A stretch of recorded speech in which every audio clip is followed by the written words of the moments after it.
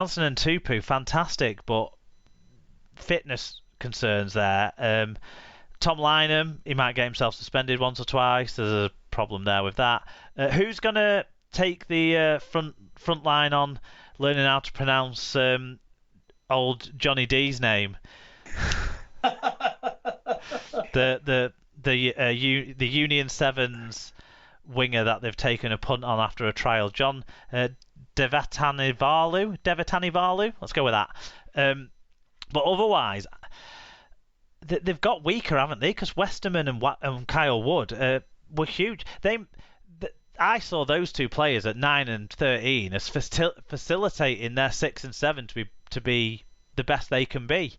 And without those two players, I worry that will those explosive outside backs get good enough service consistently enough? That's my question mark for Wakefield. So yeah, I've got them 10th. I think, like I said before, Steve Gibbs has summed it up pretty well. I feel for Wakefield. Okay, 9th place in the voting is the side that finished in 9th place in Super League last year. So we got pretty much 11th, 10th, 9th as they were. But it's the Huddersfield Giants. They were also Cup quarter finalists last year, but the Cup didn't mean much unless you were in the final, I think, last year. Here's an interesting note on Huddersfield. Their fans average out at expecting them to finish 5th, but that is skewed by Mark thinking that they'll finish 1st as part of a historic treble. And what Mark said actually is he expects them to either do decent or be at the bottom. He says, Watto got the players he wants now. It's time to see how well he can do. In recent years, there's been many injuries and different coaches, but I think it's time now to settle down and give Watson the chance to replicate what he did with Salford, hoping for big things this season. And Paul Mack said playoffs and who knows from there. So there is optimism at Huddersfield, and I think it's only right then that we start with me, because I picked him for the Cup in my, out there guess, really. But I've also tipped them to do well this year. I've got them in 6th place. Now, this may be stupid, like you pointed out, David. They fucked us all over last year, week after week after week after week. But I really do believe in what I said at the top of the show when we talked about the Cup. I think Watson's got players around him now that he can trust. And he's shown that when he is in a unit of players that trust him and he trusts, that he can get the absolute best out of them. They're already a pretty decent defensive side based on last year's goings-on. I think Farge, Lola here, Levi can make them a bit more explosive and unpredictable in attack and give them a bit more. The only weakness for me in their squad is the outside backs. I think Darnell McIntosh hasn't really been replaced, even though he's not like a superstar. I think he's a very talented player. He's not been replaced. And then you got some other guys in the mid-30s, or pushing towards the mid-30s now, that are going to be relied on. McGilvray, Cudjoe. So that's the one area of weakness in their squad. But I like Huddersfield this year. I'm going 6th. Sarah's gone 10th, so maybe that pulls back my 6th towards that 9th. Alan, where have you gone? I've also gone pessimistic and gone 10th. A lot of turnover. New 6, new 7, new 9. So that's basically a new spine, isn't it? I don't know who they're going to have at fullback, because obviously they had that perennial kind of discussion about what their kind of positions with where you play Gaskell, and they've decided the best position for him is out the door, which is fine. That might be the conversation they'll have with Lola here, isn't it? And think, will Cogger play in the half still and Lola here be at fullback? But Will Price has been given the number 1 jersey, and they have retained Ollie Ashelbat. Yeah, so get spun around like a rag doll constantly. He's not. The only reason I've gone 10th is because I think it's a year of big turnaround in terms of players, and I think it'll take them a while to settle down. And I think and again, because they screwed us over so often last year, I've got a bit of a vendetta. So 10th. What about you, David? So I mean, you look at the squad. I like the squad. I did that last year, and it's they're still in there. No, absolutely. And I think losing Caesar's big for them. I don't, I love Theo Farge for the work he did at Saints, but he is not Aidan Season. That's for sure. And I really like Watson as a coach. I think he's a really good coach. I think you can make a very good argument that having got the players he wants now, with his history of his good coaching, as you said, Mark, that this could be a big season for them. But I've been so bitten by last year. I think I had them 4th or 5th last year, given the squad they had, that I can't. I've put them in 8th. Okay, dokes. I could be 6th. I could be 10th. I just not quite sure what to make of them. Well, on the aggregate scores, they were pretty solidly in 9th. So that's where the majority see them sitting, even though we're floating around that a little bit. The next three were really, again, like the bottom 3 were closely grouped together. The next 3 were closely grouped together, but the way it fell out in the wash when the scores were all averaged out is 8th place in the predictions is Hull Kingston Rovers, last year's surprise package. Like I've said earlier in the show, I have a whiff of some parodies in their predictions, but they averaged 3rd on their own fans' picks. A certain N. Hudgel expects domination is what he put on his. They put on their form. I can't, just from an initial, I can't prejudge the gender, but come on, guys. Tom Andrews, though, one serious Hull KR fan, Tom Andrews said, hopefully backing up last season with some more strong showings, hopefully leaving Taka at centre will help the dodgy edge out. Mikey and Abdul become the best half pairing in the league, clean sweep in the derbies, Tony Smith, new contract extension, fingers crossed. And yeah, they were 6th last year, so more of the same, backing that up would be 6th. Looking at playoffs again, that would be, I think, lovely for Hull KR fans. I've got them at 8th. Now, in terms of player turnover and that sort of stuff, in all honesty, it's a whole lot of nothing to talk about other than Lachlan Coote's come in and George Lawler's gone out, really. And they're not direct replacements, are they? Because they're not in the same position. But Coote's a fantastic player. And I'm sure he'll be great in this side. I don't think a bunch of championship backups for you to round out your squad depth in terms of your pack is strong enough.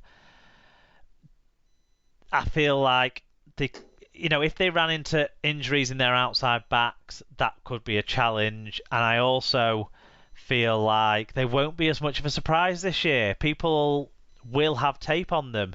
Mikey Lewis, he only played less than a dozen games last year. So each week, though, people should have more tape on him. I know I didn't help Warrington in that playoff game, but I just think people might be a bit more prepared for the players and the tactics that they'll come out with. And I'm not saying Tony Smith won't come up with something else himself. He's very clever. But at the same extent, I don't think they're going to be... I think they're going to be as fun to watch, but I don't think they're going to be as successful. I've got them 8th. David, where have you got them? I went just slightly more optimistic than that. I went 7th. I think Coote is a very good attacking player. He'll love playing with Smith, I think, because of the way Smith plays his rugby. Very attacking. That'll suit Coote down to the ground. I think they'll be a very entertaining team to watch again this year. They'll finish around about where they did last year. I'll put them 7th because I think there's 6 sides that will do slightly better. But it's another season of fun and frolics, I think, for Tom and his mates. Yeah, Sarah's got them 7th as well, so in and around where they were last year. Alan, what have you gone for? A bit more pessimistic. I've gone 8th. I think they massively overachieved last year in the league. Massively. Lachlan Coote, yes, one big name in. obviously they've lost Quinlan. I know he was injured a lot, but when he did play, he was a really good fullback. And super suited to that style of play. Yeah, I think last year was as good as it could get for Hull KR, really. So I have them at 8th. Do you know, there's a good opportunity here, talking about Lachlan Coote, to discuss the green card, isn't there? So, for those who haven't read or heard about this, there's going to be a green card brought in next year for players who stay down with injuries to stop the game, to stop the flow of the game. They either have to go off for 2 minutes under the green card or get substituted and replaced either under a concussion protocol or an actual substitution. And everyone who watches Super League knows that Lachlan Coote is the person that this has been brought in for. Give over.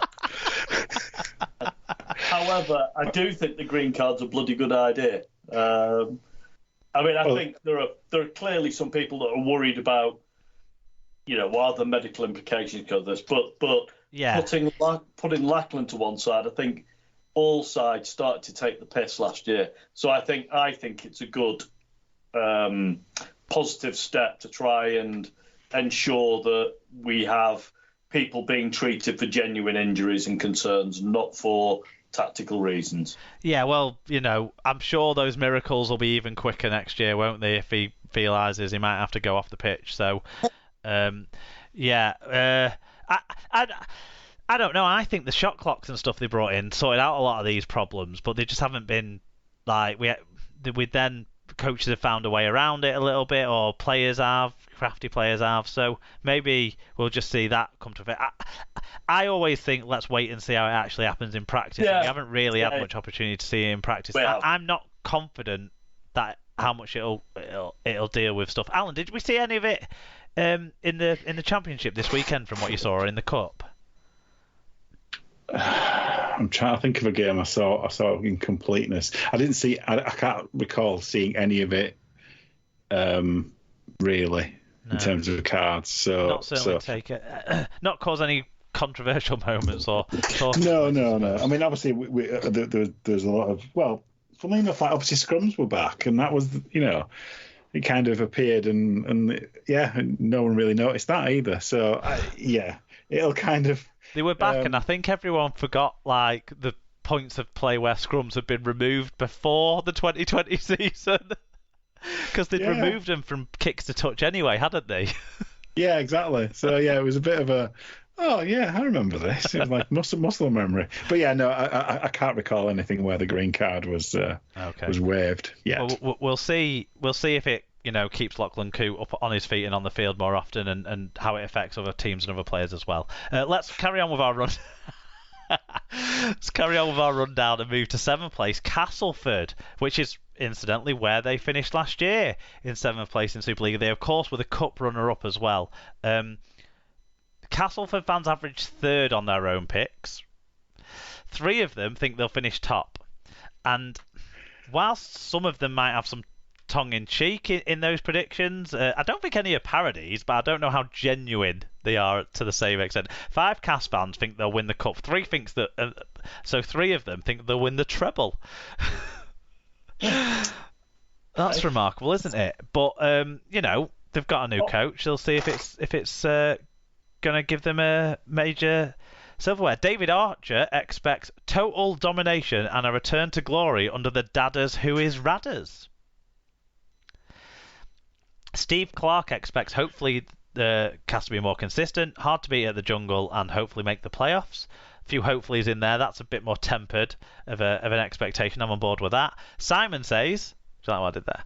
Great cup run, and if low on injuries, top 4 or 5 finish. James Woods, I don't think the actor, expects, he says, I think Cass will do well. Radford is what we need to win silverware. I think we win the cup and make the playoff semis. Don't know from there. Hopefully a grand final appearance. but he has lol on the end. So that's what I mean by I'm not sure how serious some of these were.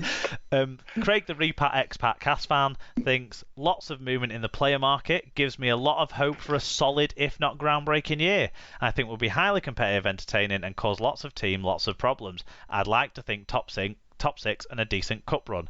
And last word, of course,